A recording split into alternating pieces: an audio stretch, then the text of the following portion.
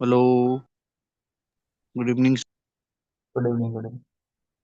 तो ये स्लाइड वगैरह आपको दिख रही है? ये स्लाइड विजिबल है क्या सबको? Yes sir. ओके। तो इससे पहले हमने इन्फ्लेशन डिफ्लेशन के काजेस देखा था कि किस तरह से महंगाई बढ़ती है, किस तरह से महंगाई को काबू किया जाता है। इस सब पैरामीटर के ऊपर हमने अच्छे से डिस्कशन ले रखा आपसे, ठीक है। अब नेक्स्ट टॉपिक जो हमारा रहेगा, ये आपका इफेक्ट ऑफ इन्फ्लेशन। सर, महंगाई के इफेक्ट क्या हैं? अगर महंगाई होगा तो सर किसको फायदा है, किसको नुकसान है, ठीक है। इस चीज को थोड़ा सा हम लोग समझते हैं। तो आप सोच रहे होंगे सर की कौन सी बात हुई कि महंगाई अगर बढ़ रही है तो सर इससे क्या लोगों को लाभ मिलेगा? भाई ये तो लॉस ही होगा लोगों को। ऐसा हम एक नॉर्मल जिंदगी सोचती है, ठीक है। लेकिन आप एक एस्पिरेंट हो तो आपको थोड़ा सा अलग नजरिए से सोचना पड़ेगा। तो सोचना ये है कि सबसे पहले कि what are the effect of inflation. आवाज तो सबको जा रही है ना यहाँ पे? किसी को डाउट आवाज वगैरह या स्लाइड वगैरह विजिबल होने में कोई दिक्कत तो नहीं है? सर ठीक है सर। Okay, okay. तो what are the effect of inflation? Inflation का इफेक्ट क्या है? सबसे पहले सर, किसको प्रॉफिट होता है, गेन किसको होता है इन्फ्लेशन की वजह से? जो डेबिटर होते हैं, मतलब कि जो कर्ज देते हैं, वो क्या कर देते हैं? मतलब कि जो कर्ज लेता है उसको सस्ते रेट पे क्या मिल जाता है? पैसा मिल जाता है। यानी सस्ते इंटरेस्ट रेट पे पैसा मिल जाता है सर उसको। प्रोड्यूसर यानी कि जो पैदा कर रहा है, जो जिसको जो उत्पादन कर रहा है। जैसे मान लो कि जो वीट का उत्पादन कर दिया, अब वीट अगर मार्केट में महंगा हो गया तो प्रोड्यूसर को क्या होगा, फायदा मिल जाएगा। क्योंकि वीट क्या है, मार्केट में महंगा, इसलिए प्रोड्यूसर को फायदा मिलेगा सर। डेब्टर मतलब कि जो कर्ज लिया हुआ है, उसको आसानी से कर्ज सस्ते रेट पे मिला है, इसलिए महंगाई है सर, क्योंकि उसके हाथ में पैसा ज्यादा है, ठीक है। नेक्स्ट, फार्मर को, फार्मर जो भी प्रोड्यूस करेंगे वो उसका कास्ट क्या हो जाएगा, सीधे बढ़ जाएगा, तो फार्मर की इनकम बढ़ जाएगी सर। ट्रेडर जो ट्रेड करते हैं उनकी भी इनकम क्या हो जाएगी, बढ़ जाएगी। लेकिन लॉस किसको होगा? ट्रेडर मतलब जो बिजनेस करते हैं, ठीक है, ये सब चीज। क्रेडिटर को, सर जो लोन दे रहे हैं ना, उसको लॉस होगा। वो लोन कितने परसेंट पे देगा भाई, 3-4% पे देगा, तभी ना आप लोगे लोन 3 से 4% में। हायर इंटरेस्ट रेट नहीं रख सकता, क्योंकि अगर हायर इंटरेस्ट रेट रख दिया जाए तो ये लोग पैसा कर्ज नहीं लेंगे, ठीक है। तो भाई लॉस किसको है? क्रेडिटर, जो बैंक वाले को लॉस होगा। कंज्यूमर, जो कंज्यूम कर रहे हैं। अब जैसे सपोज करो, इधर वीट कौन प्रोड्यूस कर रहा है, प्रोड्यूसर को तो फायदा हो गया, लेकिन खरीदेगा कौन? जो वीट खरीदेगा सर, उसके लिए तो महंगा पड़ेगा। प्रोड्यूसर के लिए सस्ता, लेकिन जो कंज्यूम कर रहा है उसको, जो खरीद रहे हैं, वो भोगता है, उसको क्या होगा, लॉस होगा। ऐसे ही देखोगे आप, फिक्स इनकम ग्रुप, जो फिक्स इनकम ग्रुप है, जैसे कि टीचर है ना, या फिर कोई इम्प्लाई है, 12-15 हज़ार रुपये में कहीं जाके मुंबई में लोहा ऑफिस है, कुछ कर रहा है। तो इस तरह की जो फिक्स इनकम ग्रुप है, जिसकी सैलरी फिक्स है, महीने का लास्ट में उसको कुछ मिलेगा, बस इतना पता है। उसको घाटा जाएगा, क्योंकि महंगाई हो जाएगी ना, वो दूर रह रहा है, वो महंगाई हो जाएगी, उसको सब कुछ खरीद के खाना है। ऐसे गवर्नमेंट सिक्योरिटीज इन्वेस्टर्स, जो गवर्नमेंट की सिक्योरिटी में इन्वेस्टर वगैरह से हैं, इन सबको क्या होगा, बहुत ज्यादा लॉस होगा, ठीक है। These are the some profit, मतलब कि गेनर है और लॉसर है। मतलब कि किसको घाटा होगा, किसको फायदा होगा महंगाई की वजह से, ये चीज हमने देखी है। आपको एक अलग डायमेंशन मिला होगा कि सर महंगाई से भी किसी को फायदा हो सकता है ना। तो यही आपको अलग जो सिलेबस है आपका, ठीक है, यही आपको बेहतर इंसान बनाती है औरों के कंपेरिजन में, ठीक है। जो सोचने समझने की क्षमता होती है थोड़ी सी विकसित हो जाती है। जितने भी सिविल सर्विसेज हैं, अगर उसका आप प्रिपरेशन कर रहे हैं तो आपकी सोचने समझने की शक्ति थोड़ी सी बढ़ जाती है, ठीक है बच्चा। आगे हम लोग बढ़ेंगे आपको, मेजरमेंट ऑफ इन्फ्लेशन। हम इस महंगाई को सर नापेंगे कैसे? क्या हमारे पास कोई पैमाना है नापने के लिए? हाँ बिल्कुल है। तो जैसे कि तुम चीनी नापते हो, टमाटर नापते हो, सब्जियों को नापते हो, किसमें, किलोग्राम में नाप के देते हो, ठीक है सर।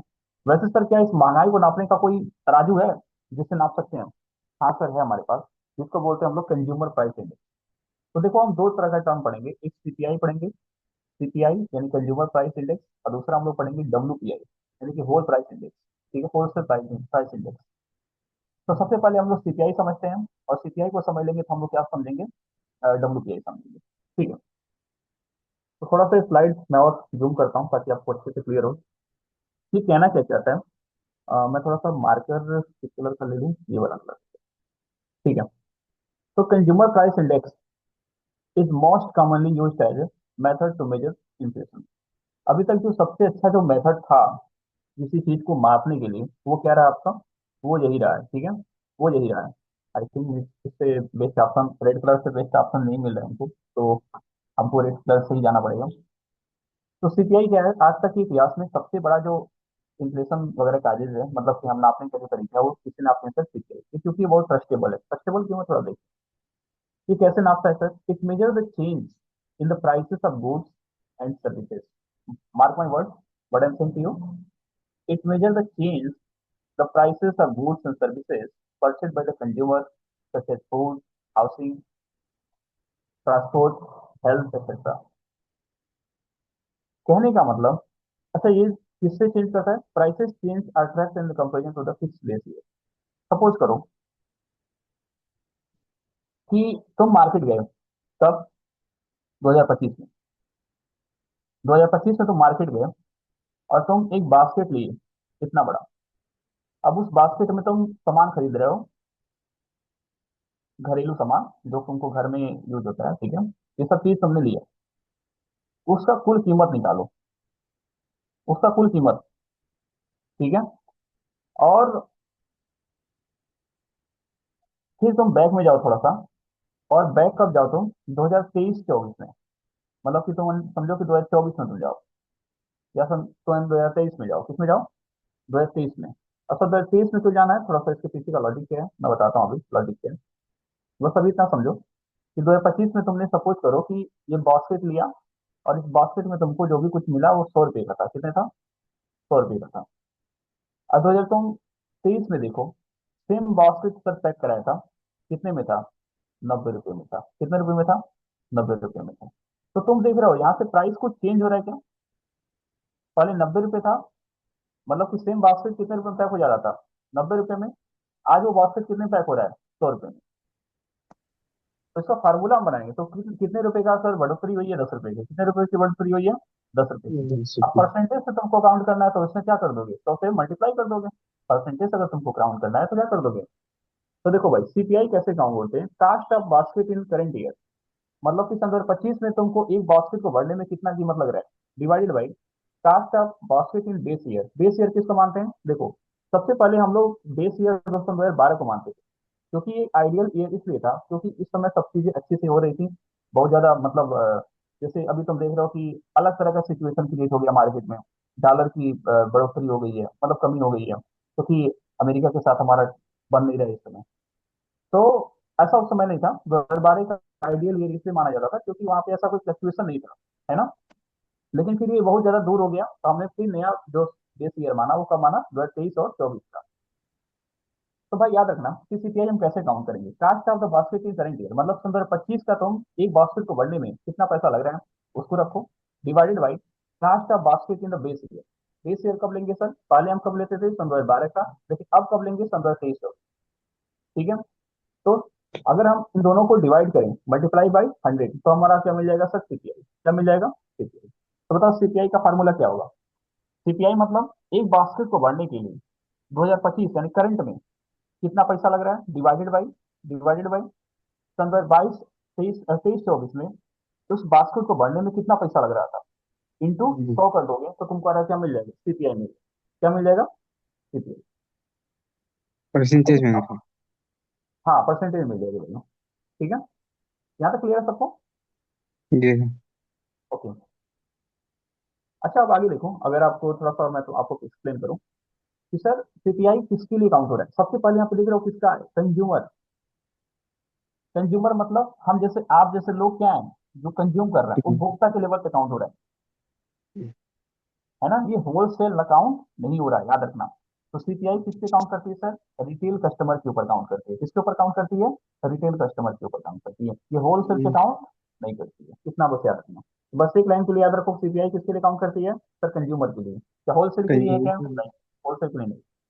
तो होलसेल के लिए सर कौन काउंट करता है महंगाई? तो होलसेल के लिए हम बताएंगे अभी, ठीक है, जस्ट वेट। अच्छा, इन इंडिया सीपीआई किसके सबसे पहले कौन काउंट करता था? तो CPI was earlier published by the central statistical officer, CSO. सबसे पहले इसको पब्लिश कौन करता था सर? सीएसओ द्वारा पब्लिश किया जाता था। लेकिन अब सीएसओ की जगह पे हमने एक नई संस्था बनाई, now publish by the national statistics office, NSO. अभी कौन कर रहा है सर? एनएसओ कर रही है सन 2019 से। पहले कौन करता था सीपीआई को वैल्यू में सर? सीएसओ करता था, सी लेकिन एस अब ओ। कौन कर रहा है सर? एनएसओ कर रहा है। ठीक है। चलिए भाई, अब Yes. सीपीआई देखो अलग अलग तरह का होता है। एक हम लोग अर्बन के लिए निकालते हैं। अर्बन के लिए सीपीआई अर्बन आकर के आएगा तो वो किसके लिए होगा सर? अर्बन एरिया, शहरी इलाकों के लिए। एक सीपीआई रूरल होगा तो वो किसके लिए होगा? आपका रूरल एरिया के लिए। और एक हम लोग सीपीआई कंबाइंड निकालते हैं। सीपीआई कंबाइंड में क्या होता है कि इसमें हम लोग अर्बन और रूरल दोनों ले लेते हैं। ठीक है, तो देखो अलग अलग तरह के सीपीआई हैं। एक शहर के लिए सर, एक गांव के लिए, एक दोनों कंबाइन करके निकालते हैं अलग अलग। बेस ईयर हमारा सीपीआई पहले क्या था? 2012 था, लेकिन हमने न्यू सीपीआई बेस ईयर तय किया, वो क्या है? 2023 से जब। तो क्लियर है यहाँ तक सबको? क्लियर है Yes. बच्चा? सर 2025 में कितना बास्केट है तुम्हारे? एक बास्केट को भरने में कितना पैसा लग रहा है डिवाइडेड बाई 2023-24 में कितना लग रहा था? डिवाइड मल्टीप्लाई बाई परसेंटेज में चाहिए वैल्यू ना, परसेंटेज में चाहिए तो तुमको क्या करना पड़ेगा? 100 से मल्टीप्लाई करना पड़ेगा ना, 100 से मल्टीप्लाई करना Yes. पड़ेगा। ये तुम्हारा सीपीआई आ जाएगा। अब सीपीआई किससे मेजर होती है? सीपीआई किससे मेजर होती है? Consumer Consumer. लेवल पे। कंज्यूमर लेवल पे, ठीक है। कौन मेजर करता है सर? एनएसओ। पहले कौन करता था? सीएसओ। याद रहेगा? बस Yes. कितना याद रखना है, ठीक है। आगे बढ़ते हैं हम लोग।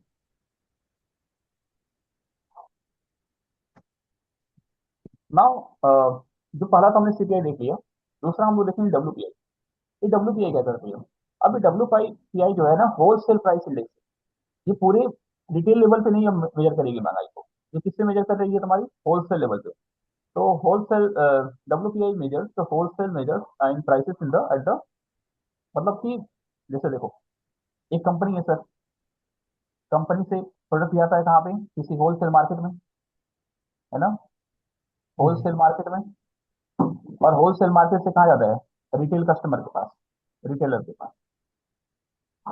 यही होता है ना, Mm. रिटेलर के पास। तो होलसेल में किसको नापोगे तो क्या हो जाएगा तुम्हारा? डब्ल्यूपीआई। क्या हो जाएगा? डब्ल्यूपीआई। Okay. डब्ल्यूपीआई। और जब तुम उसको रिटेलर के बेसिस पे नापोगे तब तुम क्या बोलोगे? सीपीआई। क्या बोलोगे? सीपीआई। बेसिक फंडा यही है। बस दूसरे का हवा बना के यूट्यूब पे सब बना के रखे हैं। एक ही घंटे का वीडियो पड़ा हुआ है, नहीं पर देखना भाई, क्यों देखना है उतना?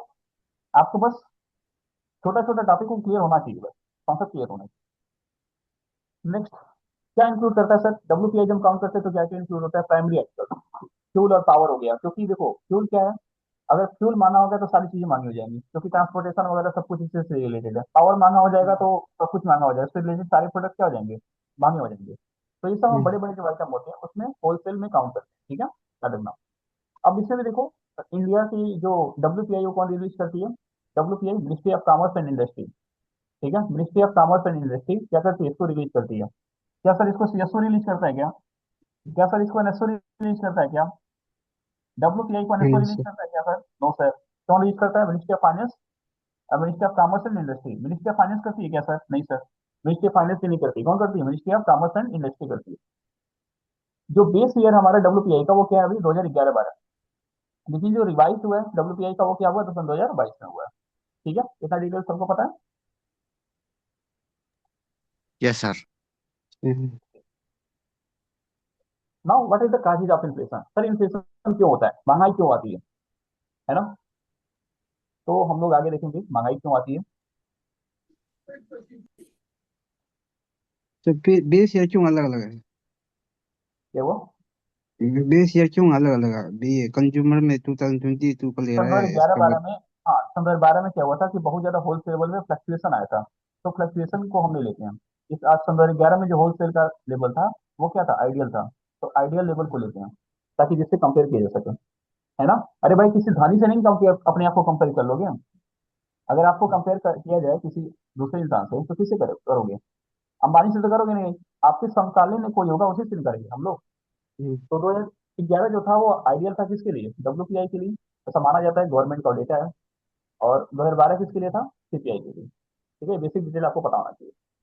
Mm. अब भाई मनी सप्लाई, मनी क्यों महंगाई क्यों आती है हमारे देश में? तो सबसे पहले महंगाई क्यों आएगी सर? क्योंकि लोगों को सस्ता लोन मिल गया, मनी सप्लाई ज्यादा हो गई, सब अमीर हो गए। सबके हाथ में 1-1 लाख रुपया है। अब एकदम पैसे की जरूरत खड़ी हुई है।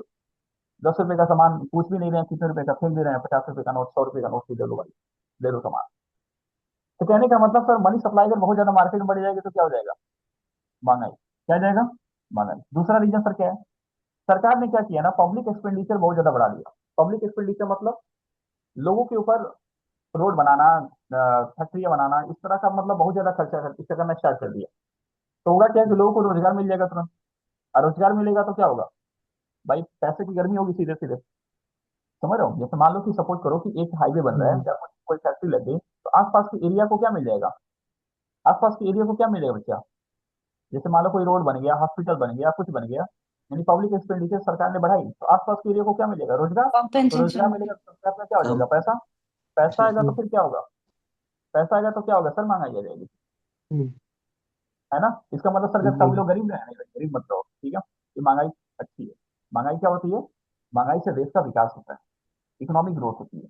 अगर बहुत ज्यादा चीजें सस्ती हो जाए तो देश की इकोनॉमिक ग्रोथ की क्या हो जाएगी, रुक जाती है। ठीक है, सबके हाथ में पैसा है, सब लोग का पेट भर रहा है, ठीक है। इकोनॉमिक इकोनॉमी आपकी क्या हो रही है, ग्रोथ कर रही है। नेक्स्ट, डेफिसिट फाइनेंसिंग, मतलब कि गवर्नमेंट का जो एक्सपेंडिचर है ना, उसकी कमाई से ज्यादा हो जाए, रेवेन्यू से ज्यादा हो जाए, ऐसा कंडीशन, मतलब कि खर्चा कमाई अठन्नी और खर्चा रुपया, वो वाला डेफिनेशन है कि मतलब सरकार कमा कम रही है और खर्चा ज्यादा कर रही है, तभी क्या होगा, यानी कि इसको बोलते हैं तुम डेफिसिट फाइनेंसिंग। इसको तुम क्या बोलते हो, डेफिसिट फाइनेंसिंग। तो अगर डेफिसिट फाइनेंसिंग बढ़ेगी सर, तभी क्या हो जाएगा, महंगाई आ सकती है मार्केट में। Next, black money. Black money अगर बहुत ज्यादा हो गया, जिसके ब्लैक मनी किसे बोलोगे, ब्लैक मनी ऐसा नहीं कि काली नोट होती है वो, बस उसके ऊपर टैक्स नहीं लगता है ना, ऐसा मनी जो कि टैक्स के द्वारा बचा के रखी गई हो, उसे क्या बोलते हो तुम, ब्लैक मनी। चीप या इजी मॉनेटरी पॉलिसी, यानी कि आरबीआई ने, मैंने पढ़ा था कि मॉनेटरी पॉलिसी क्या होती है, आरबीआई ने क्या कर लिया, आरबीआई ने सर चीप मॉनेटरी पॉलिसी को अपना लिया। चीप मॉनेटरी पॉलिसी मतलब लोगों को सस्ते इंटरेस्ट पे क्या देना शुरू कर दिया, लोन। 3 रुपये 3% पे ले लो लोन भाई, है ना, ऐसे कोई योजना निकाल दे कि सस्ता लोन ले लो योजना भाई, ठीक है। ऐसा कुछ अगर सरकार, आरबीआई करना शुरू कर देती है, लोगों के हाथ में पैसा आएगा, फिर से क्या हो जाएगी, महंगाई। Reduction in production, sir supply कम हो जाए, मतलब कि उत्पादन ही ना हो, तभी क्या हो सकता है सर, महंगाई आ सकती है। कि मतलब तुम गेहूं खरीदने जा रहे हो लेकिन मार्केट में गेहूं है ही नहीं, क्योंकि उस समय क्या पड़ गया, सूखा पड़ गया, या फिर कोई ऐसा अनहोनी हुआ कि ऐसा अनफॉर्चुनेट थिंग हुआ कि जिससे सारी फसलें क्या हो गई, खत्म हो गई, यानी प्रोडक्शन ही नहीं हुआ उस वक्त। जैसे प्रोडक्शन नहीं होगा तो क्या होगा, महंगाई ऑटोमेटिकली बढ़ जाएगी, है ना, क्योंकि सप्लाई होना चाहिए ना। पैसा ये तुम्हारे हाथ में रहेगा तभी कुछ नहीं होगा, है ना। पॉपुलेशन ग्रोथ, अगर सर ये तो सबसे लीस्ट फैक्टर है कि पॉपुलेशन ग्रोथ, ऐसा मतलब, लेकिन कंपेयर इसमें काउंट किया जाए कि महंगाई का भी रीजन है पॉपुलेशन ग्रोथ, बहुत ज्यादा पॉपुलेशन, मतलब एक्सप्लोजन ऐसा ऐसा मतलब, जैसे कि इंडिया के लेवल पे। हालांकि चाइना इसको मैनेज कर रहा है, तो हम लोग बहुत हद तक नहीं मान सकते कि इन्फ्लेशन का रीजन है। ये आपकी स्टेट की संपत्ति है, जिस दिन आप भारत में पैदा हो रहे हो, आप भारत की संपत्ति हो, ठीक है, तो इसको population growth can be considered जो इन काजेज ऑफ इन्फ्लेशन। ठीक है, अच्छा। नेक्स्ट हम लोग देखेंगे कि इन्फ्लेशन और अनएम्प्लॉयमेंट। अगर इन्फ्लेशन बढ़ेगा तो सर क्या अनएम्प्लॉयमेंट से कोई इसका रिश्ता है। हाँ सर, रिश्ता तो बहुत अच्छा है ना। वो रिश्ता क्या कहलाता है, तो हम लोग देखें इनके बीच में रिश्ता क्या कहलाता है, कि इन्फ्लेशन और अनएम्प्लॉयमेंट के बीच में सर रिश्ता क्या है। तो भाई देखो, इसमें रिश्ते को समझने के लिए एक साइंटिस्ट आते हैं, फिलिप कर्व ये कहते हैं ना, ये कहते हैं कि it show the relation between inflation और अनएम्प्लॉयमेंट। ये इन्फ्लेशन और अनएम्प्लॉयमेंट के बीच में रिलेशन बताते हैं, और कहते हैं कि सर ये जो रिश्ता है ना, ये कुछ अलग किस्म का रिश्ता है ना। इन्होंने ये बताया कि सर इन दोनों के बीच में ना इनवर्स रिलेशनशिप है। इनवर्स रिलेशनशिप का मतलब क्या है, let me explain this topic. उनके कहने का मतलब सर क्या है कि सर अगर इन्फ्लेशन बढ़ा, अगर inflation is inversely proportional to 1 upon unemployment.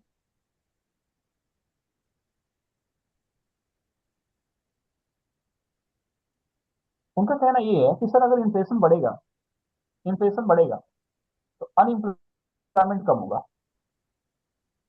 हाँ जी, इन्फ्लेशन बढ़ेगा, सॉरी, हायर इन्फ्लेशन रहेगा तो लोअर क्या होगा, अनएम्प्लॉयमेंट होगा।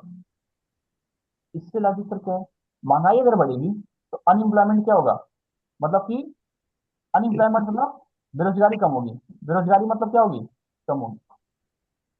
और अगर सर इन्फ्लेशन बढ़ा तो अनएम्प्लॉयमेंट क्या हो जाएगा, अनएम्प्लॉयमेंट क्या हो जाएगा, अरे सॉरी, इन्फ्लेशन क्या होगा, घटा, तो अनएम्प्लॉयमेंट क्या हो जाएगा सर, बढ़ जाएगा। Let me take some example. Case one लेते हैं कि सर इन्फ्लेशन जब बढ़े तो तब क्या करना है। केस वन लेते हैं, हम लोग केस वन लेते हैं, ठीक है। और ये समझते हैं कि सर अगर इन्फ्लेशन बढ़ गया तो अनएम्प्लॉयमेंट कम कैसे होगा। सर इन्फ्लेशन जैसे बढ़ेगा, मान लो कि जो किसान है उसका जो टमाटर उगा रहा था वो 10 रुपये किलो ना करके कितना हो जाएगा, 50 रुपये किलो। अब ये किसान क्या करेगा, और लोगों को क्या कर लेगा, हायर कर लेगा। इससे क्या होगा सर, तो किसी पास, किसान के पास अब क्या आ गया, पैसा ज्यादा अमाउंट अमाउंट में क्या करेगा, प्रोडक्शन करना शुरू करेगा। तो ये अनएम्प्लॉयमेंट क्या हो जाएगा सर, घट जाएगा, मतलब बेरोजगारी क्या हो जाएगी, घट जाएगी। क्लियर है। अनएम्प्लॉयमेंट क्या हो जाएगा सर, घट जाएगा, क्योंकि किसान के पास पैसा है Yes. तो लोगों को ज्यादा से ज्यादा लोगों को क्या करेगा, हायर करेगा। इसका उल्टा चलो, अगर सपोज करो कि इन्फ्लेशन क्या हो जाए, कम हो जाए मार्केट में। इन्फ्लेशन का मतलब कि अब सपोज करो कि 50 रुपए किलो टमाटर नहीं है, अब वो कितना हो गया, 10 रुपए किलो। तो भाई जिसको किसान हायर किया था ना उनको भी लात मार के क्या कर देगा, बाहर कर देगा। क्या कि हम खुद कर लेंगे भाई, हमारे घर वाले कर लेंगे, तुम जाओ यहाँ। यानी कि अनएम्प्लॉयमेंट क्या हो जाएगा सर, बढ़ जाएगा। बेरोजगारी क्या हो जाएगी, Mm. बढ़ जाएगी। ये भाई फिलिप कर, हम मैंने मैं तो तुमको एक्सप्लेन कर रहा हूँ। फिलिप कर ने बहुत अच्छे से बताया था कि भाई अगर तुम इन्फ्लेशन को बहुत ज्यादा हायर करते हो, इन्फ्लेशन अगर बहुत ज्यादा बढ़ जाती है, इसका सीधा रिलेशन सर लोअर अनएम्प्लॉयमेंट, और लोअर इन्फ्लेशन अगर है तो हायर अनएम्प्लॉयमेंट। ठीक है, यहाँ तक लाइन डाइजेस्ट हो रही है सबको। तो इन्फ्लेशन हायर होना होना पड़ेगा ना सर। क्या हुआ, हाँ inflation inflation sir higher. Higher higher अच्छा है ना। हाँ हायर अच्छा है, लेकिन एक हद से ज्यादा अच्छा नहीं है। जैसे सरकार ये यस सोचती है सर। कि 2 से 2 ± 6 के बीच में क्या हो, महंगाई को काबू करके रखे, है हम्म। ना। 2 से ± 6 के बीच में। तो अगर इससे ज्यादा होगा तो क्या होगा, लोगों को बहुत दिक्कत होने वाली है। Yes sir. इसके लिए ऐसे लोगों को रोजगार वगैरह मिल जाए। टैक्स सिस्टम ना, हमारे देश के टैक्स सिस्टम क्या है, थोड़ा सा इसके बारे में हम चर्चा करें। ठीक है, ये तो महंगाई के बारे में ब्रेक है। नेक्स्ट बच्चा, टैक्स सिस्टम क्या है। टैक्स पर mandatory charge impose by the government. एक मैंडेटरी चार्ज है जो कि सरकार क्या करती है, इम्पोज करती है। आज से नहीं कर रही है, बहुत पहले से कर रही है। Taxes are the major source of the government revenue. तो टैक्सेस क्या बच्चा, ये गवर्नमेंट का क्या रेवेन्यू की बहुत मेजर सोर्स होता है। तो सर सरकार को कैसे पावर मिला, तो सरकार को संविधान की अकॉर्डिंग मिला। कौन सा संविधान sir, article 266। Article 266 of Indian constitution deals with the consolidated fund of India. Consolidated fund of India में, अच्छा ध्यान से देखो, ये क्या है sir, consolidated fund of India. Fund of India थोड़ा सा मैं इसको एक्सप्लेन करता हूँ। देखो हमारे पास ना, भारत सरकार के पास, इंडिया के पास सर 3 अकाउंट को मिला है। कितने अकाउंट है, 3 अकाउंट। एक को तुम बोलते हो CFI। CFI मतलब कंसोलिडेटेड फंड ऑफ इंडिया। एक है तुम्हारा PFI, PFA, public, PACA, public account of India. और तीसरा है तुम्हारा contingency fund of India, CNFI। CN से कंटीजेंसी फंड ऑफ इंडिया। तो सबसे पहले CFI से consolidated fund of India, public account of India PAI, और CNFI का मतलब contingency fund of India. Consolidated fund of India में हो जो कि तुम्हारा टैक्स का पैसा जाता है, जितना भी तुम टैक्स देते हो, ये सब पैसा किस में जाता है, Safe CFI के अंदर। fine. Public account of India क्या होती है, जैसे तुम्हारे पास अकाउंट होता है ना भारत, किसी SBI में, किसी बैंक अकाउंट में, वैसे क्या होता है कि भारत सरकार के पास 3 अकाउंट है। एक कंसोलिडेटेड फंड ऑफ इंडिया, दूसरा पब्लिक अकाउंट ऑफ इंडिया, और तीसरा contingency fund of India, CNFI है। ठीक है। तो पब्लिक अकाउंट ऑफ इंडिया में जो तुम्हारे जो इम्प्लाई है, इम्प्लाई का जो पैसा होता है, EPFO का पैसा, वो किस में जाता है, सरकार किस में Very. रखती है, पब्लिक अकाउंट ऑफ इंडिया में। किसमें रखती है, पब्लिक अकाउंट ऑफ इंडिया में। ठीक है। तो ये सब जो पैसा होता है, EPFO वगैरह, पेंशन वगैरह, इसका पैसा किसमें रह जाता है, तुम्हारा PFI, तो PAI में। Contingency Mm. Fund of India क्या है, कंटीजेंसी फंड ऑफ इंडिया में भारत सरकार कोई मान लो ऐसा पैसा बचा के रखती है, जैसे तुम नहीं बचा के रखते हो अपने घर में कि भाई कुछ आकस्मिक पड़ गया, अचानक कुछ पड़ गया, तो वहां पे यूज करेंगे। तो भारत सरकार भी अप्रोक्सीमेटली 5,000 करोड़ पैसा क्या रखी है, कंटीजेंसी फंड ऑफ इंडिया में रखी हुई है। ठीक Mm. है।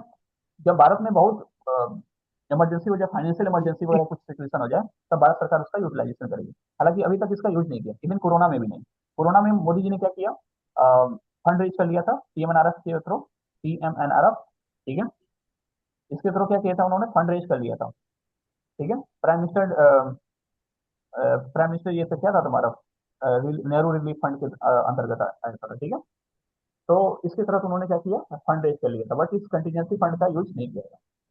तो भाई तीन तरह के फंड देख लिया, सीएफआई यानी कंसोलिडेटेड फंड ऑफ इंडिया जिसमें टैक्स का पैसा होता है, पीएआई मतलब पब्लिक अकाउंट ऑफ इंडिया जिसमें ईपीएफओ वगैरह का पैसा रहता है, और तुम्हारा कंटीजेंसी फंड ऑफ इंडिया पीएनएफआई जिसमें तुम्हारा क्या रहता है पैसा, जो तुम्हारा इमरजेंसी फंड है सब। ठीक है, तो तीन तरह के अकाउंट होते हैं। तो यहाँ पे कौन सी बात हो रही है, यहाँ पे बात हो रही है तुम्हारे कंसोलिडेटेड फंड ऑफ इंडिया, मतलब कि जो आर्टिकल 266 के अंतर्गत हम लोग क्या करते हैं, इसको फंडिंग देते हैं। ये जो पैसा जाता है टैक्स का वो किसमें जाता है, कंटीजेंसी फंड ऑफ इंडिया में। ठीक है, याद रखिए।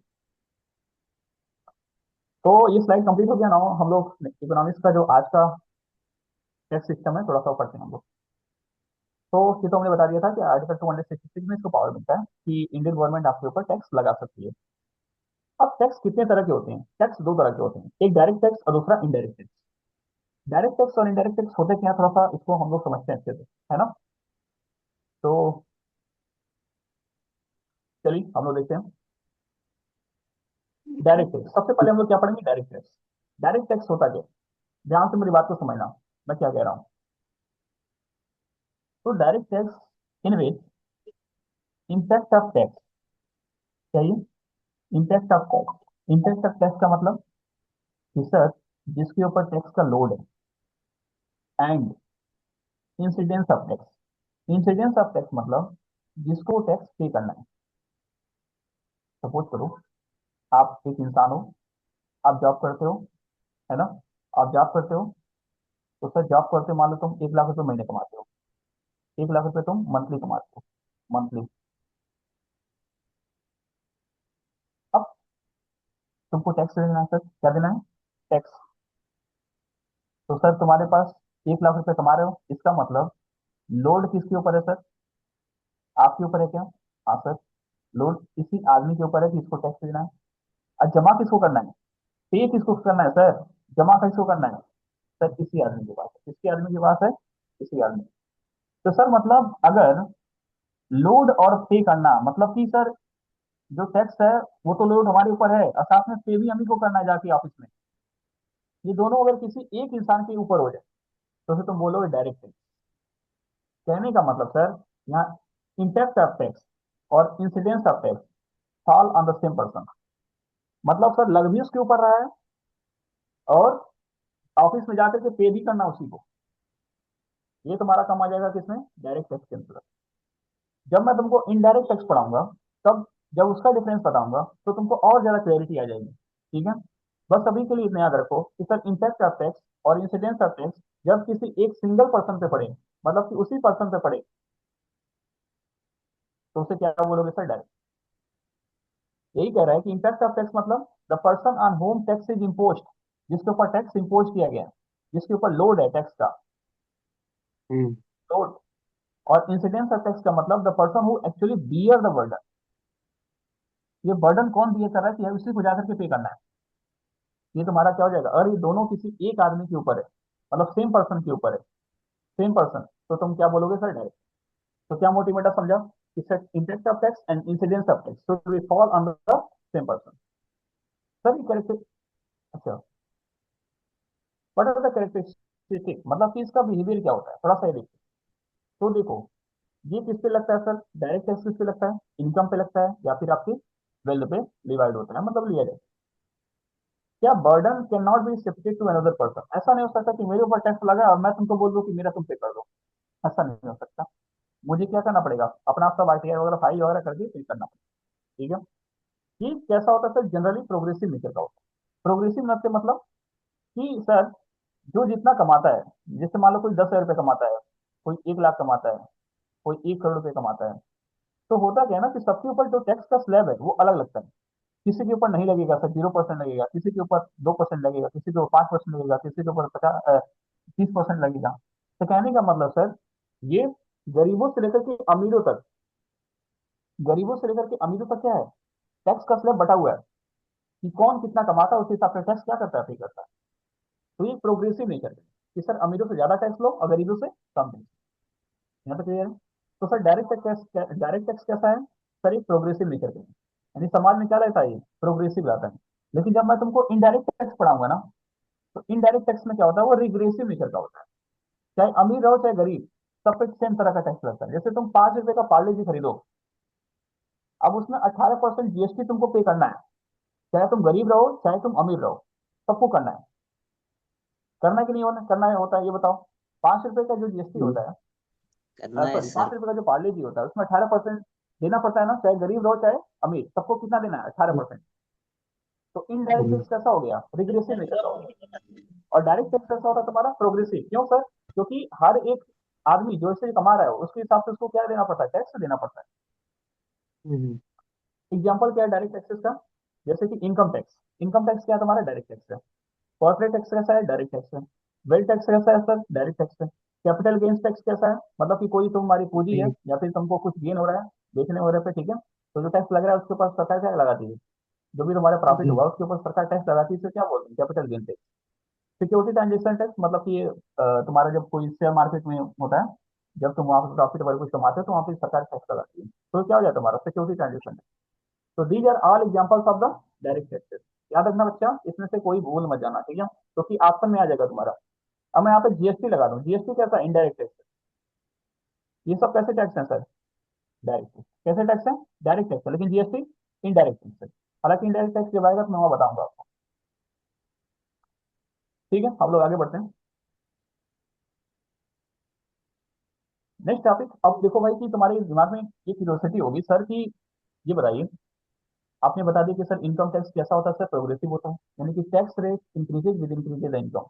एक रेट क्या होता है, इंक्रीज होता है, जैसे तुम तुम्हारी इनकम क्या होगी, इंक्रीज होगी। जैसे कि यहाँ पे तुम एग्जांपल देखो कि जो अभी 2025-26 में जो यूनियन बजट है, मैं उसको इंक्लूड किया यहाँ पे तुम देखोगे तो 4 लाख रुपए तक, अप टू 4 लाख रुपए तक कोई आपको टैक्स नहीं देना, नील है, नील बटा सन्नाटा। लेकिन 4 से 8 लाख रुपए तक तुमको कितना देना, 5%। 8 से 12 लाख रुपए कमाते हो तो तुमको कितना देना, 10%। 12 से 16 लाख रुपए कमाते हो तो कितना देना तुमको, 15%। 16 से 20 लाख कमाते हो तो तुमको 20% देना है। 20 से 24 लाख देना है तो तुमको 25%। और 24 लाख से अगर तुम ऊपर दे रहे हो तब तुमको कितना देना है, 30%। बाप रे। समझ रहे हो कितना आपको टैक्स देना है।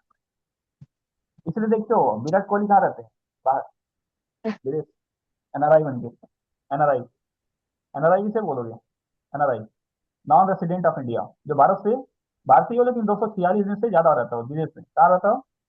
कोई भारतीय इंसान जो कि 246 दिन से ज्यादा विदेश में रहता है उसे एनआरआई बोलते हैं, ठीक है। तो देखोगे विराट कोहली ज्यादा टाइम कहाँ विदेश करते हैं, विदेशों में, टैक्स थोड़ा सा बचा रहेगा। तो लेकिन याद रखना यहाँ पे क्या बच्चा कि सर यहाँ देख रहे हो तो 12 लाख रुपए तक जो कमा रहा है सालिना का, उसको कितना परसेंट का टैक्स है, 10%। तो निर्मला सीतारामन ने ये बोला आपकी बात कि no income tax for the financial year, F मतलब financial year 2025 to 26 up to 12 lakh, मतलब कि 12 लाख रुपए तक अगर तुम सालिना कमा रहे हो तो हमारे तुम्हारे ऊपर क्या होगा, एक भी रुपए का टैक्स नहीं लगेगा, मतलब टैक्स कितना है, 0%। ठीक है, उन्होंने स्लैब बना के दिखा दिया कि भाई अगर मैं इतना परसेंट लेती, 10% तक, लेकिन मैं तुमसे ले नहीं रही हूँ, है ना, मैं तुमसे कितना कर रही हूँ, 0%, 12 लाख रुपए तक कोई टैक्स नहीं देना आपको, है ना। अब तुमसे क्वेश्चन पूछा जाए कि which of the following is not a direct tax, answer the following question, everyone answer the following question. A A GST. A, GST. GST, sir, very good, ठीक है, तो ये अब आसान हो गया, सर ठीक एक है, किस क्वेश्चन है तरह सर। जीएसटी पर डायरेक्ट। हाँ, सर ये ऊपर का सर पूछिए। जो दिया टैक्स टैक्स जो सर ये जो क्या इंडिविजुअल के लिए ना सर, हर हाँ, इंडिविजुअल और इंडिविजुअल के लिए, कंपनी के लिए ना सर। नो नहीं इनकम कंपनी अलग है टैक्स। ना, कंपनी अलग ये इंडिविजुअल की टैक्स है, इनकम टैक्स, जो इनकम इंडिविजुअल टैक्स के का लिए ना। फ्लेवर बता रहा हूँ, इनकम फ्लेवर। हम्म, हाँ, कैसे? ठीक है। तो 12 लाख रुपए तक कमा रहा है तो आपके ऊपर कोई टैक्स नहीं है, लेकिन टैक्स स्लैब तुमसे पूछ सकता है कि 4 से 8 लाख रुपए तक 5% है, ये स्लैब पूछ सकता है, लेकिन 12 लाख रुपए तक आपको कोई भी टैक्स नहीं करना है। ठीक है, हम्म, आज लोग आप लोगों में से कोई कमाई पड़ी है ना, लेकिन हमारे देश में तुम जानते हो 12 लाख कमाने वाले 90% नहीं है। हमारे देश में 90% भी लोग क्या है, 12 लाख रुपए नहीं कमाते हैं साल, देश के साथ हम्म, पूरे साल के। इवन मैं ये डेटा पढ़ रहा था कि इस देश में 50% ऐसे लोग हैं जो दिन के 100 रुपये भी नहीं कमाते, समझ रहे हो, दिन के जी सौ सर। रुपये भी नहीं कमाते। दीज आर वेरी, मतलब आपको डिस्गस्टिंग डेटा है जिसको आप सोच नहीं सकते। हम्म, चलिए भाई आगे बढ़ते हैं हम लोग। तो 4 लाख से ऊपर कमाई नहीं करेगा नेक्स्ट सर। टॉपिक आपको टैक्स लगता है। नहीं नहीं 12 लाख निर्मला सीतारमण जी बोलिए 12 लाख रुपए तक कम से कम कमाओ यार। Next indirect tax. अच्छा ऐसा नहीं हो कि मतलब सपोज करो कि टैक्स स्ट्रक्चर ही बढ़ा दिया जाए 100% कर दिया जाए कोई कमाएगा ही नहीं। कोई कमाएगा नहीं कमाएगा आपको। वो कहेगा कि मैं स्लैब से लिख रहा हूँ भाई सारा पैसा क्या हो रहा है टैक्स देने में चला जाएगा तो कोई कमाएगा नहीं कमाएगा उतना ही कमाएगा जितना पेड़ बढ़े। सर कमाई करो बोले दूसरा तो नहीं इनडायरेक्ट मानेगा। टैक्स 12 4 लाख से ऊपर वाला कमाई करो बोलने से दूसरा भी हम लोग नहीं देखेंगे मानेगा सर। इनडायरेक्ट टैक्स क्या होता है। डायरेक्ट टैक्स देख लिया कि जो जिसमें टैक्स ऑफ इम्पैक्ट और टैक्स ऑफ इंसिडेंस दोनों क्या हो सेम परसेंट हो। यहाँ पे टोटली डिफरेंट है। यहाँ पे इम्पैक्ट ऑफ टैक्स मतलब कि सर जिसके ऊपर लोड है कि मतलब जिसके ऊपर टैक्स इम्पोज किया गया है। और इंसिडेंस ऑफ टैक्स मतलब जिसको पे करना है वो डिफरेंट पर्सन है। अरे क्या बात है। तुम यहाँ देखो तुम पार्ले जी बिस्कुट खरीदने गए। ठीक है क्या खरीदने गए पार्ले जी कितने का 5 रुपए का। कौन गया सर तुम किसके पास ये शॉपकीपर है। ये शॉपकीपर है पार्ले जी दुकान लेके बैठा हुआ है और तुम खरीदने गए। तुम 5 रुपए खरीदोगे तो तुमको 18% जीएसटी पे करना पड़ेगा। हाँ जी क्या ये 18% जीएसटी तुमको बिस्किट खाने से पहले जीएसटी ऑफिस जाके पे करना होगा। बोलो जीएसटी ऑफिस जाके तुमको पे करना होगा नहीं सर बिल्कुल नहीं। हम इसको दे देंगे 5 रुपया। ये आदमी जो दुकानदार है ये अपने से ऊपर कंपनी को पहुंचाएगा कंपनी क्या करेगी सर जीएसटी पे भले दे रहे हैं हम 18% जीएसटी हम ही दे रहे हैं। यानी कि सर लोड तो हमारे ऊपर है देने का लेकिन हमको पे नहीं करना जा सकते हैं। जिससे खा ही रहे हैं तब तो जीएसटी ऑफिस में जाके पे करना है। दुकानदार को दे देंगे 5 रुपया उसी में से वो काट लेगा मतलब वो इंक्लूडेड रहेगा और दुकानदार किसको पहुंचा देगा होलसेलर को होलसेलर कंपनी वाले को कंपनी वाला क्या कर देगा पे कर देगा। यहाँ पे sir tax of impact of tax और इंसिडेंस ऑफ टैक्स दोनों डिफरेंट पर्सन पे है। और डायरेक्ट टैक्स में क्या था इम्पैक्ट ऑफ टैक्स और इंसिडेंस ऑफ टैक्स दोनों सेम पर्सन पे था। यहाँ पे क्या है तुम्हारा टोटली डिफरेंट पर्सन पे। ठीक है तो इसका मतलब sir the final burden falls on the mainly common people. यानी कि ओवरऑल द बर्डन किसके ऊपर पड़ा आम आदमी के ऊपर पड़ा ना क्योंकि तुम पे कर रहे हो है ना। 18% जीएसटी तुमने पे कर दिया तुमको पता भी नहीं चला। हालांकि सोचो इस देश की जनसंख्या से यहाँ पे करीब करीब 70% ऐसी जनसंख्या है जो कि इनडायरेक्ट टैक्स पे कर रही है 5 रुपए का बिस्किट खरीद रही है लेकिन उसको नहीं पता कि मैं 18% जीएसटी दे रहा हूँ या दे रही हूँ। This is the harsh reality of this country. जी सर। समझ रहे हो जी। एग्जैक्टली और एक बर्डन सबसे ऊपर किसके पड़ता है पुअर के ऊपर। क्योंकि तुम सोचो एक गरीब आदमी है और एक अमीर आदमी दोनों ने पार्ले जी बिस्किट खरीदा लेकिन दोनों के ऊपर टैक्स कितना लगा कितना लगा 18% का कितना लगा 18%। 18%। कोई भी तुम दवा ले रहे हो कोई भी तुम दवा ले रहे हो तो तुम उस दवा पे 18% जीएसटी चाहे तुम अमीर रहो चाहे गरीब रहो दोनों पे करोगे।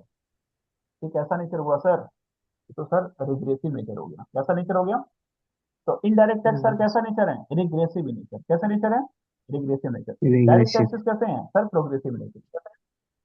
Direct taxes progressive. ये किसके लिए आता है सर गुड्स पे भी लिया था और सर्विसेज पे भी। और burden can be transfer burden यहाँ पे क्या है ट्रांसफर किया जाता है। बर्डन क्यों ट्रांसफर क्योंकि सर जो खा रहा है बिस्किट उसी को नहीं पे करना है। मतलब वो तो पे कर दिया दुकानदार वाले को दुकानदार वाला कंपनी होलसेल को देगा होलसेल वाला कंपनी को देगा कंपनी पे करेगा यानी कि इसमें ट्रांसफर किया जाता है। ठीक है तो भाई कौन कौन सी चीजें हैं टैक्सेस हैं जो कि इसमें इनडायरेक्ट टैक्सेस में आती हैं। तो देखो भाई सबसे पहले एक्साइज ड्यूटी जो कि प्रोडक्शन पे लगता है। यानी कि जो कुछ भी तुम उत्पाद कर रहे हो उसके ऊपर तुम्हारे ऊपर टैक्स लगता है क्या लगता है एक्साइज ड्यूटी। एक सीमा पे जो कि इंपोर्ट करते हो या एक्सपोर्ट करते हो मतलब एक दूसरे देश से अगर बेचते हो तुम एक्सपोर्ट बोलते हो और कोई चीज मंगाते हो तो क्या बोलते हो इंपोर्ट। तो तब कब कर रहे हो तब तुम्हारे पास क्या लगता है कस्टम ड्यूटी लगती है। सर्विस टैक्स है सर्विस टैक्स के ऊपर भी तुम्हारा क्या लगता है ये इनडायरेक्ट टैक्स है। VAT value added system tax 2005 में लाया गया था। ये भी तुम्हारा क्या है इनडायरेक्ट टैक्स है। और एक सेंट्रल सेल टैक्स है। ये सब टैक्सेस कैसे हैं इनडायरेक्ट टैक्सेस हैं। कैसे हैं इनडायरेक्ट टैक्स हैं। कैसे टैक्स हैं सर इनडायरेक्ट। लेकिन याद रखना ये सारे के सारे टैक्सेस अब खत्म होते हैं। खत्म होने का मतलब ये है कि सारे के सारे टैक्स हमने क्या इंट्रोड्यूस किया सर जीएसटी और जीएसटी के अंदर सबको टैक्स को क्या कर दिया, सब एक में मिला दिया। तो many of these are abolished under the GST. GST के अंदर आ गए ये सारे सब टैक्सेस किसके अंदर आ गए हैं, जीएसटी के अंदर। किसके अंदर, जीएसटी जीएसटी के अंदर। जीएसटी ठीक है, तो जीएसटी क्या होती है हम लोग पढ़ेंगे, ठीक है। तो अब देखो भाई, क्वेश्चन अब तुमसे क्वेश्चन है कि which tax was abolished by the GST, service tax, corporate tax, custom duty, बताओ आंसर दो। Custom duty. Which tax, which tax is abolished by the GST, GST ने किस टैक्स को एबॉलिश किया है, कस्टम ड्यूटी। कॉर्पोरेट टैक्स को, हाँ कि custom duty, custom duty sir. नहीं कस्टम ड्यूटी अभी भी लगता है थोड़ा बहुत, ठीक है, जो सीमा पार है, जैसे कि कुछ नशीले वाले पदार्थ हैं वहाँ पे सरकार अलग तरह से ड्यूटी लगाती है, तो वो यहाँ नहीं बोल तीनों सकते को हो आप, है ना। एक मिनट, इसका एक कौन सा था, ठीक है, ये बता रहा था आपको। तो इसमें से बहुत सारे हैं, लेकिन इसमें कस्टम ड्यूटी याद रखना कि अभी भी कुछ जगह पे कंटिन्यू है, ठीक है, कस्टम ड्यूटी को छोड़ करके कंटिन्यू है। ये सर्विस टैक्स, सर्विस टैक्स को क्या कर दिया गया, एबॉलिश कर दिया गया, जिसके अंदर जीएसटी के ये अंदर। तो वहाँ ऑप्शन देखोगे, इस वहाँ पे तीनों ऑप्शन क्या था तुम्हारा, ये था सर्विस टैक्स, नहीं कॉर्पोरेट टैक्स तो डायरेक्ट टैक्स है, और कस्टम ड्यूटी सीमा पार वगैरह, ठीक है। इन दोनों को अभी नहीं किया गया कि ये क्या है तुम्हारा, सर्विस टैक्स इनडायरेक्ट टैक्स था, और जिसको क्या कर दिया गया जीएसटी के अंदर। तो देखो जीएसटी के अंदर वही टैक्स किए गए हैं जो कि क्या है, इनडायरेक्ट टैक्स है। कैसे टैक्स है, इनडायरेक्ट, डायरेक्ट टैक्स को नहीं किया गया। कॉर्पोरेट टैक्स कैसा है तुम्हारा, कॉर्पोरेट टैक्स, ठीक है। नाउ जीएसटी होता क्या है? सबसे पहले ये समझो व्हाट इज जीएसटी। तो GST is divide on the supply of goods and services. Goods और सर्विसेज के सप्लाई पे क्या लगाते हैं हम लोग, जीएसटी लगाते हैं। थोड़ा सा इतिहास जानते हैं कि इंप्लीमेंटेड कब हुआ था ये, 1 जुलाई 2017 को। टैगलाइन क्या बना था, one nation one election, one tax, sorry अभी तो ये चल रहा है कि वन नेशन वन इलेक्शन, है ना। उससे इधर थोड़ा सा क्या चला था, वन नेशन वन टैक्स। और इसके साथ गवर्नमेंट ने क्या इंप्लीमेंट किया था, जीएसटी के ऊपर जीएसटी लगा दिया था, ठीक है, लाया था। इसका नेचर क्या है, डेस्टिनेशन वेस्टेज, मतलब कि जहाँ पे कंजम्पशन लास्ट हो रहा है उसके ऊपर टैक्स लगेगा। कैसा मतलब सर, कि सपोज करो कि एक कार है वो जो कि महाराष्ट्र में बन रही है, लेकिन इसको खरीद करके ले गया कहाँ का, यूपी का आदमी। तो सर कंज्यूम कौन कर रहा है, यूपी वाला। तो टैक्स किसके ऊपर मारेंगे, यहाँ से ये फाइनल वाला जो खरीदने आ रहा है, खरीदने जा रहा है, ठीक है। तो कंज्यूमर है उसके ऊपर क्या लगाते हैं, वो टैक्स लगाते हैं, ठीक है। तो ये डेस्टिनेशन बेस्ड टैक्स, ठीक है। डेस्टिनेशन मतलब कि यहाँ पे नहीं लगेगा तुम्हारा, उत्तर प्रदेश में लगेगा, कि कहाँ डेस्टिनेशन, फाइनली डेस्टिनेशन कहाँ। नेक्स्ट टॉपिक आपका कि टाइप क्या है इसका, ठीक है। तो इंटीग्रेटेड टैक्स सिस्टम है, ठीक है। बर्डन, अच्छा ब्रांड एम्बेसडर कौन बने थे, अमिताभ बच्चन को बना दिया गया था। जीएसटी के ब्रांड एम्बेसडर कौन है, अमिताभ बच्चन जी। तो भाई याद रखना 1 जुलाई 2017 से इसको इंप्लीमेंट किया गया था। टैगलाइन क्या था, one nation one tax. Nature क्या था, डेस्टिनेशन बाय टैक्स, यानी कि कंजम्पशन की बेसिस पे लगाया जाता है, ठीक है। इंटीग्रेटेड टैक्स सिस्टम है, इंटीग्रेटेड टैक्स सिस्टम मतलब कि इस टैक्स के अंतर्गत ये केंद्र और राज्य दोनों का है, centre plus state, state plus centre क्या है, दोनों का है। इससे क्या बोलते हैं इसको, integrated tax system, integrated tax system. इसके ब्रांड एम्बेसडर कौन थे, अमिताभ बच्चन, है ना, अमिताभ बच्चन जी। इसका हिस्टोरिकल बैकग्राउंड देखो कि सबसे पहले जीएसटी किस देश ने इंट्रोड्यूस किया था, तो फ्रांस ने किया था 1954 में, है ना। और जीएसटी मॉडल जो इंडिया था वो किस मॉडल पे बेस्ड है, कनाडा का ड्यूअल जीएसटी मॉडल। कनाडा का जो ड्यूअल जीएसटी मॉडल है वो सेंटर और स्टेट दोनों मिलकर चलाते हैं। और वहां से मतलब कि हमारा जो कॉपी फार्म है वो कहाँ से है, कनाडा से। तो फ्रांस मत लगा के आ जाना, फ्रांस क्या है कि सबसे पहले जीएसटी वहां पे आई थी, हाँ कनाडा ने वहां से भी कॉपी किया, और कनाडा से हमने क्या कर दिया, कॉपी। हम कॉपी करने में बहुत आगे हैं। Next, revenue sharing. Revenue sharing कैसे थी यहाँ पे, तो यहाँ पे जो रेवेन्यू शेयरिंग थी, ठीक है, एक मिनट कुछ ऑप्शन आएगा, कोई मैसेज,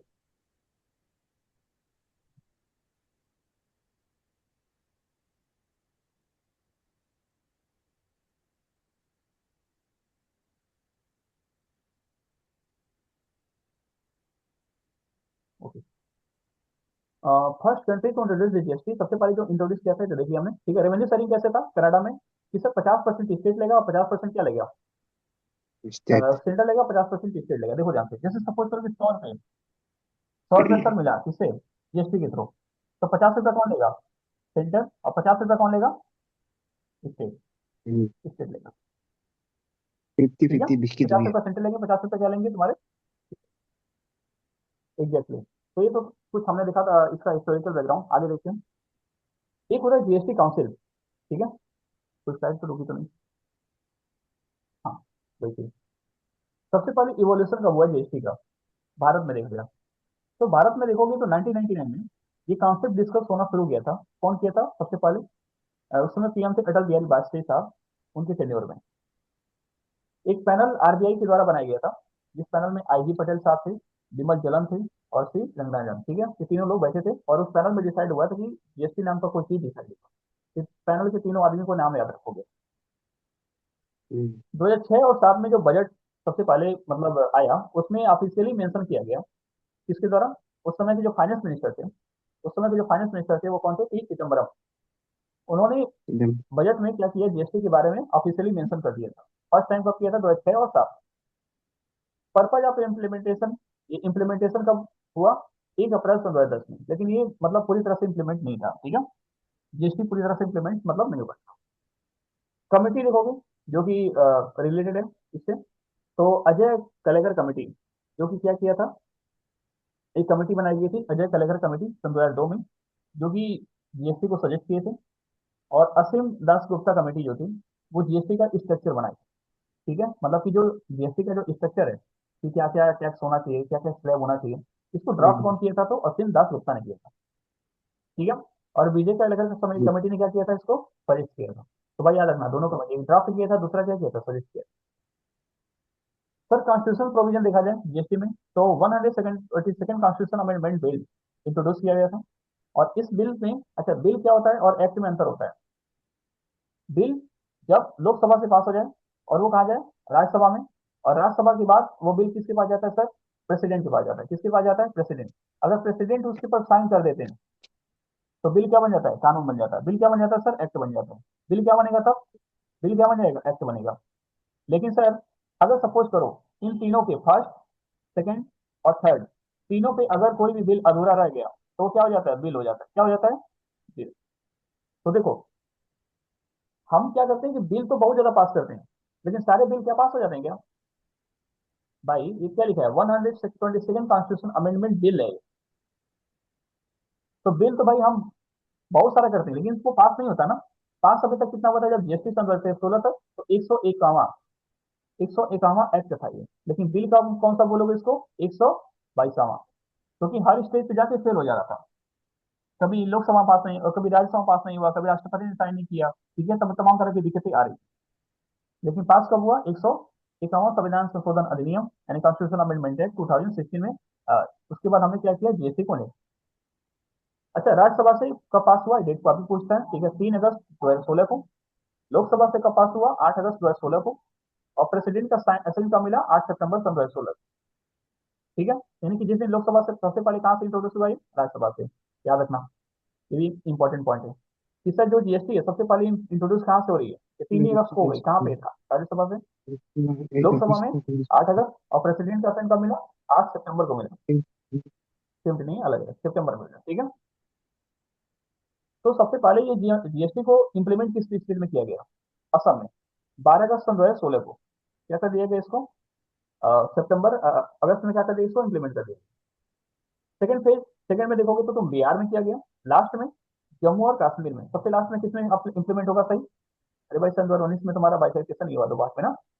जम्मू कश्मीर का बाइफर्केशन कितने भाग में हुआ, 2 भाग में ना। लद्दाख, एक लद्दाख बना और दूसरा क्या बना, हमारा जम्मू एंड कश्मीर। तो सबसे लास्ट में नहीं होगा ना जम्मू कश्मीर, याद रखना। असम 12 अगस्त, बिहार दूसरे फेज में, और सबसे लास्ट में कहाँ पे हुआ तुम्हारा, सबसे लास्ट में जम्मू कहाँ हुआ, कश्मीर। जम्मू एंड कश्मीर में। ठीक है, एग्जैक्टली। नेक्स्ट हम लोग देखेंगे जीएसटी काउंसिल। ठीक है, GST council, what is GST council, let me थोड़ा सा इसमें टाइम दो मुझे, 1 मिनट।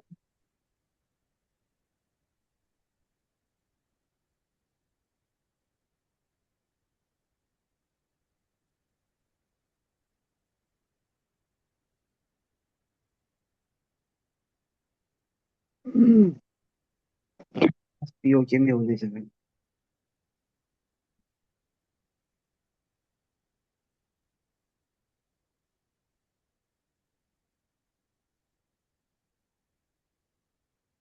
ठीक है, ओके।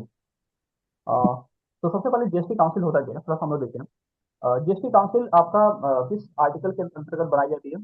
अब भाई देखो, जीएसटी इतनी बड़ी संस्था है, उसको देख रेख करने के लिए हमारे को पास कोई बॉडी होना चाहिए ना जो देख रेख करे। तो हमने क्या बनाया, जीएसटी को हैंडल करने के जीएसटी काउंसिल बनाया सर। ठीक है, ये आर्टिकल किस आर्टिकल के थ्रू बनाया हमने? आर्टिकल 279 ए के थ्रू बनाया इसको। इसका फॉर्मेशन डेट कब हुआ? 12 सितंबर सन 2016 को इसका फॉर्मेशन होता है। और कुल मिला के इसमें कितने मेंबर है? 33 मेंबर में तुम देखोगे 2 मेंबर सेंटर से आते हैं, केंद्र सरकार से, और 31 मेंबर जो होते हैं तुम्हारे, वो स्टेट और यूटी से आते हैं। यूटी मतलब union and territory. Union and territory हमारे पास कितनी यूनियन टेरिटरी है? लल्लू सा क्वेश्चन कौन सा देगा? एनीवन? 8। एनीवन? 8 है?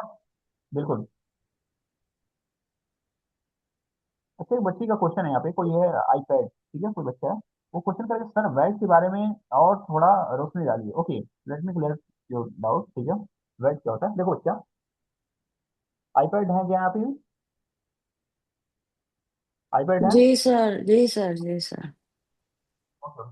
ओके ओके, देखिए, जैसे सपोज करो कि आपने क्या बनाया कि आटा बनाया, आटा ही में क्यों जाता है यार बार बार, पाकिस्तान में आटा की कमी है। देखो भाई, जैसे तुमने कोई रॉ मटेरियल तुमने खरीदा, कोई तुम रॉ मटेरियल खरीदे, अब उस रॉ मटेरियल से तुम क्या बना रहे हो? फिनिश गुड बना रहे हो। फिनिश गुड मतलब कि ऐसा गुड जो कि सामान अब मार्केट में बिकने वाला है।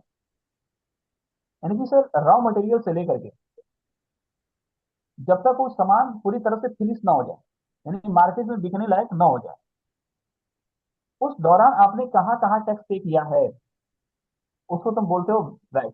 क्या बोलते हो? वैट। वैट वही से को बोलते हो तुम वैल्यू एडेड टैक्स। वो सब वैल्यू क्या हो जाता है? ऐड हो जाता है। कि सर रॉ मटेरियल, जैसे तुमने रॉ मटेरियल खरीदा होगा, जैसे कपड़ा बनाना है तुमको, तो जूट वगैरह तुमने लिया, धागे वगैरह सब कुछ लिया कपड़े के लिए, रॉ मटेरियल लिया, मशीन ही लिया, मशीन पे टैक्स लिया होगा कुछ, फिर तुमने इम्प्लाई वगैरह को तमाम तरह का वो चीज किया, और मतलब जो भी स्टेज है इसमें, उस स्टेज में तुमने जो भी टैक्स पे किया वो सब किसके अंदर काउंट होगा? वैट। किसके अंदर काउंट होगा? वैट। ये वैल्यू एडेड टैक्स सिस्टम है। ठीक है, आई थिंक आपको वो क्लियर हो गया। जी सर।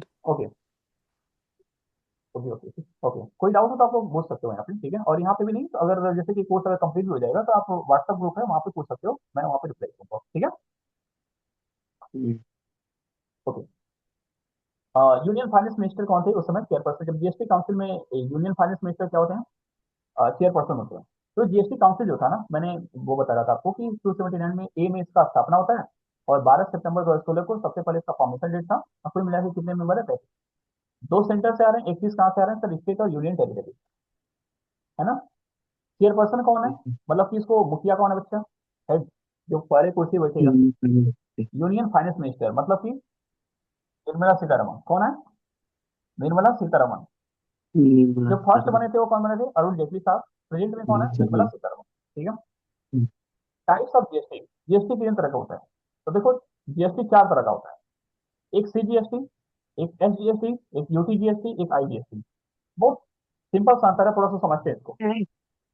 सीजीएसटी मतलब central goods and service tax, जो केंद्र सरकार का जो डायरेक्ट इनडायरेक्ट टैक्स था, सेंट्रल गवर्नमेंट का जो इनडायरेक्ट टैक्स था जो लगाती है, वो किसके थ्रू लगाती है? सीजीएसटी के थ्रू। तो देखो, जीएसटी जब केंद्र सरकार वसूले तो क्या बोलोगे? सीजीएसटी। और जीएसटी जब स्टेट लगाए तो क्या बोलोगे? उसको एसजीएसटी। और जब जीएसटी किसी केंद्र शासित प्रदेश में लगता है, यूटी में, तो क्या बोलते हैं? उसको यूटी जीएसटी। और जब केंद्र सरकार यानी सेंट्रल गवर्नमेंट और स्टेट गवर्नमेंट का कंबाइंड कोई टैक्स लगता है, तो तुम क्या बोलते हो? आईजीएसटी। क्या बोलते हो? आईजीएसटी। अच्छा, यहाँ पे स्टेट या फिर यूटी भी हो सकता है। सेंट्रल गवर्नमेंट का स्टेट या यूटी के साथ कोई कंबाइंड टैक्स है, तो उससे तुम क्या बोलोगे? आईजीएसटी।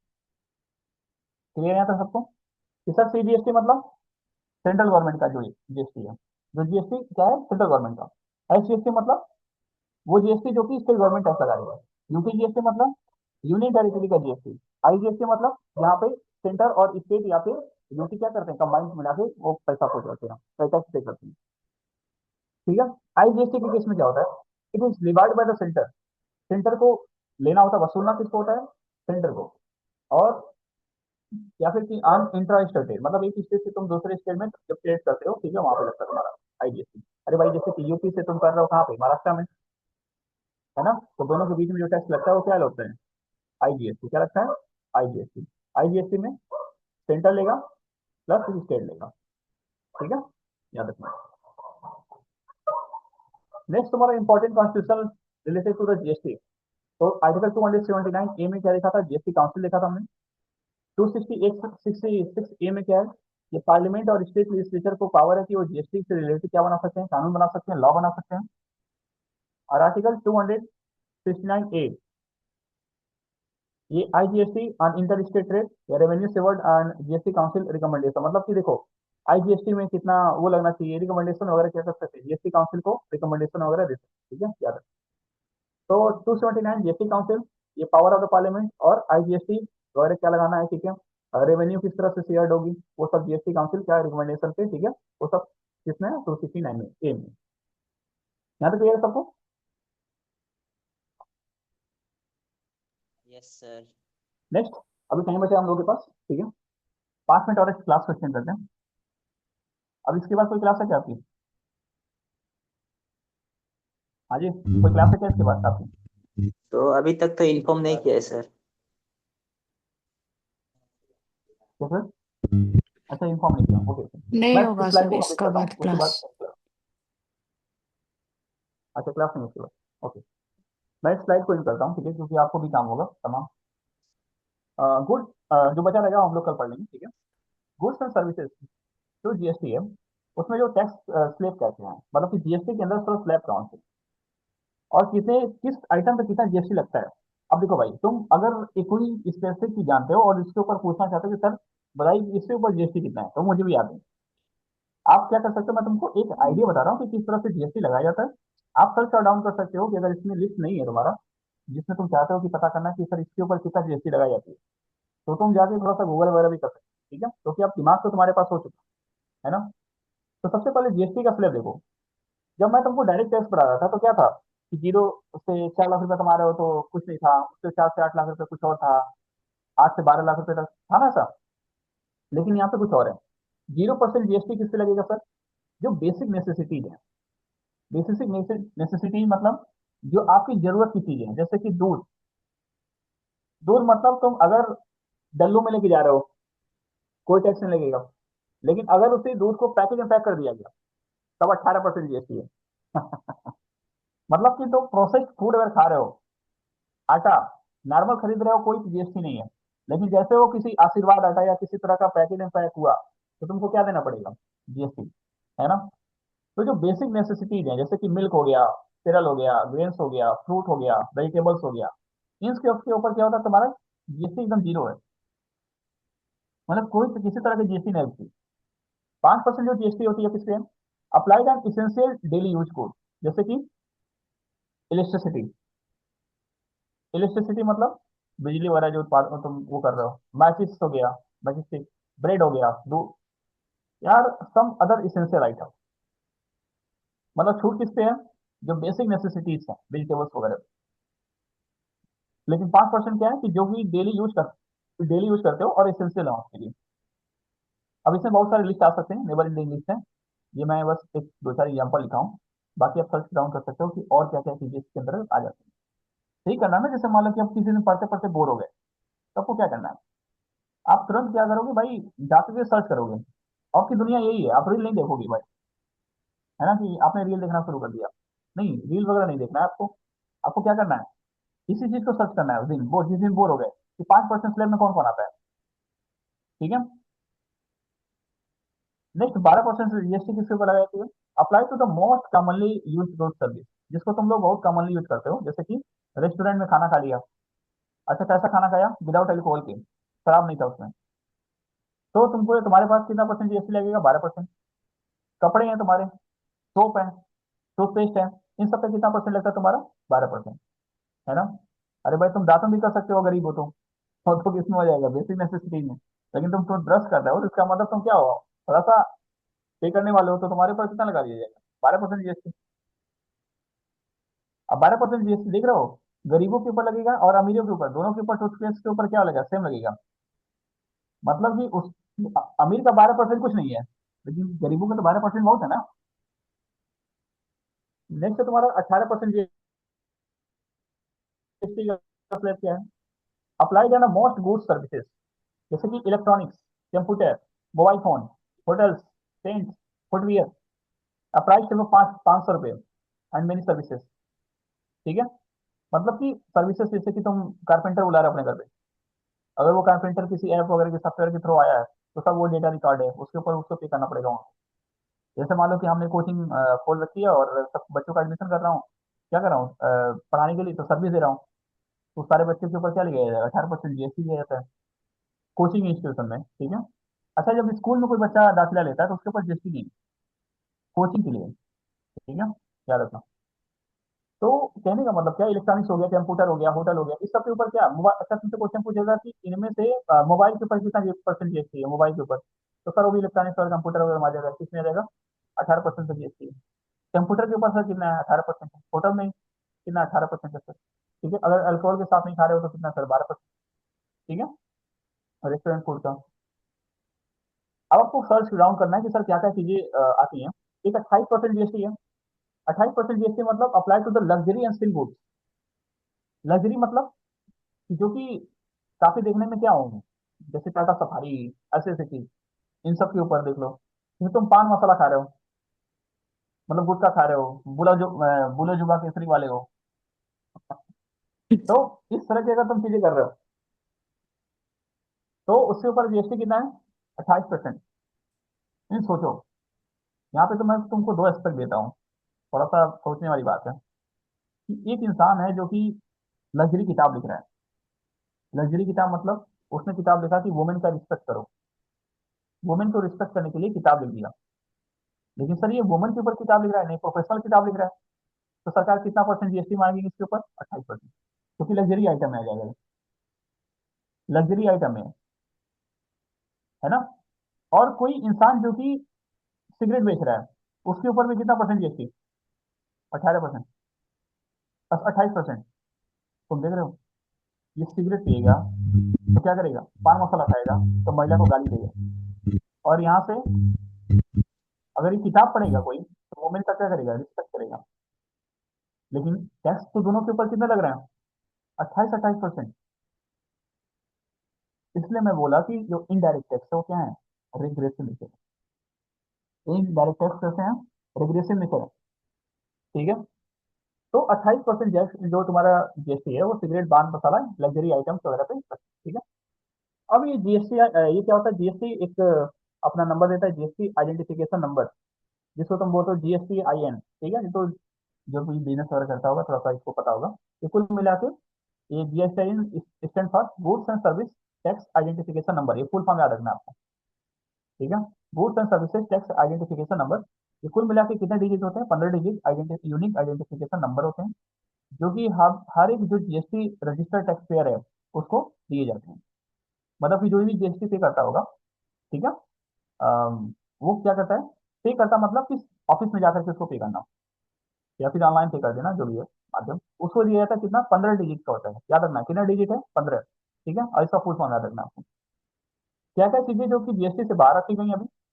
अल्कोहल, अल्कोहल को जीएसटी से बाहर रखा गया फॉर ह्यूमन कंजप्शन। अच्छा, अल्कोहल का यूज कर तुम मेडिसिनल पर्पज में करते हो तो वहां पे जीएसटी जो लगता है वो लगाते हैं हम लोग। जैसे कि तुम सिरप, कफ की जो सिरप होती है उसमें 17% क्या होता है? अल्कोहल होता है, तमाम तरह के आइटम्स होते हैं उसमें। तो कहने का मतलब क्या है कि तुम अल्कोहल अगर ह्यूमन कंजम्पशन के लिए ले रहे हो तब तुम्हारे पास कितना है? मतलब उसके ऊपर जीएसटी नहीं काउंट होता, उसके ऊपर फिर हम लोग अलग तरह के टैक्स लगाते हैं। वो टैक्स क्या हो जाता है? ज्यादा हो जाता है ना। पेट्रोलियम पे, पेट्रोलियम जो प्रोडक्ट है जैसे डीजल पेट्रोल, डीजल हो गया, पेट्रोल हो गया, सीएनजी हो गया, ये सब पेट्रोलियम प्रोडक्ट है, इसके ऊपर भी जीएसटी नहीं लगता। इसके ऊपर तमाम तरह की गवर्नमेंट टैक्स छापती है, और जिससे क्या होता है? वो चीजें और महंगी हो जाती है ना।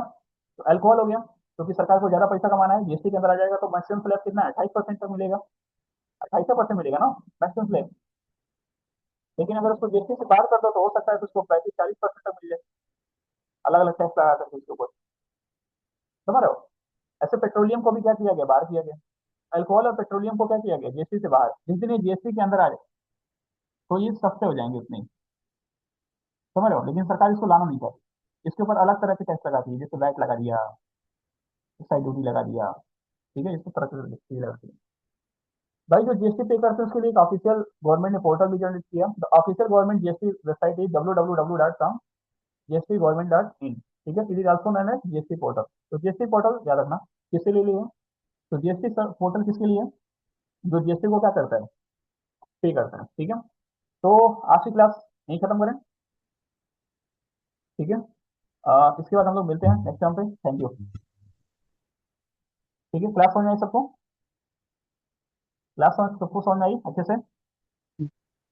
जी सर। ओके, सर ठीक है। तो हम लोग मिलते हैं फिर कल, जो टॉपिक बचा हुआ है उसको हम लोग कंप्लीट करते हैं, ठीक है। अगर आपको कोई भी डाउट हो तो यहाँ भी पूछ सकते हो, और इसके अलावा आप लोग क्या है व्हाट्सएप पे मुझसे पूछ सकते हो, ठीक है। मैं वहाँ पे आपको रिप्लाई कर दूंगा। Thank you guys. आप कोई बोलना चाहता है क्या? सर ये डायरेक्ट टैक्स और ये प्रोग्रेसिव टैक्स सेम है क्या सर? हाँ बिल्कुल सेम है। डायरेक्ट टैक्स ही प्रोग्रेसिव है, क्योंकि अमीरों पे ज्यादा लग रहा है, गरीबों पे कम लग रहा है। जी जी। तुम इनडायरेक्ट टैक्स देखी, इनडायरेक्ट टैक्स में क्या था, डायरेक्ट टैक्स इनडायरेक्ट टैक्स में सबको समान रूप से एक, हाँ सबके ऊपर क्या था, समान रूप तरह का टैक्स लग रहा था। 18% सबके ऊपर लग रहा है, चाहे कोई भी, चाहे गरीब इंसान टूथब्रश करे या फिर अमीर इंसान क्या करे, टूथब्रश 18 या 12% जो भी हो। तो आपको क्या करना है कि एक बार क्या करना है, ऐसे लिस्ट ढूंढना है।